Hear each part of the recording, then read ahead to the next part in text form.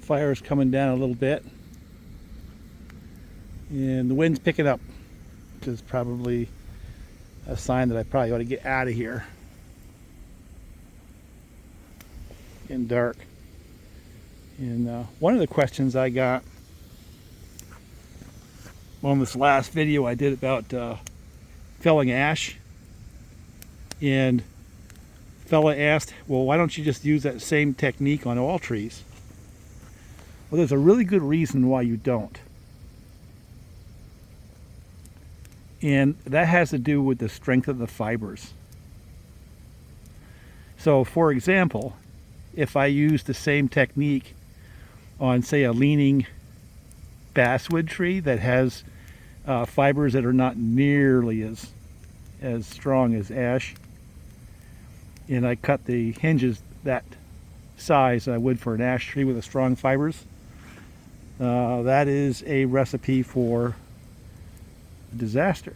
I mean, if it's going to fall in the general direction, you know, the natural lean is where you're trying to make it fall, it's not so critical. But if the leaner and you need every bit of that fiber, or if you're trying to make it go from 180 degrees from where it wants to fall to the other side, you need the fiber in the hinge in order to hold on to the tree when you're wedging it or whatever you're doing to pull it over.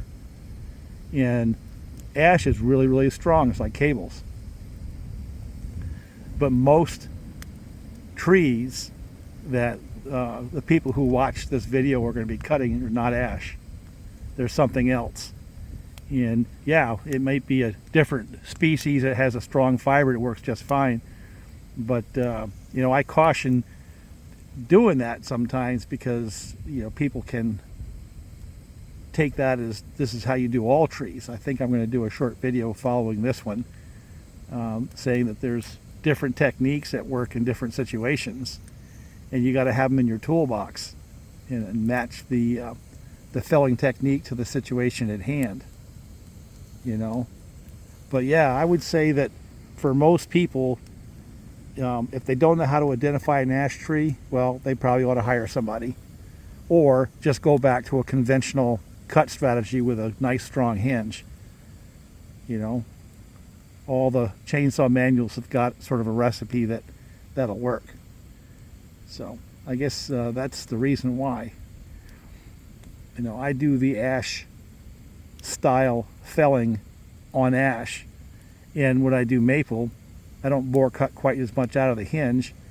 When I do other species like the basswood, I leave the whole hinge. I need all of it in order to control the tree. So there's your answer, and I hope you listen to this, and I hope everybody who watches my ash felling videos listens to this as well.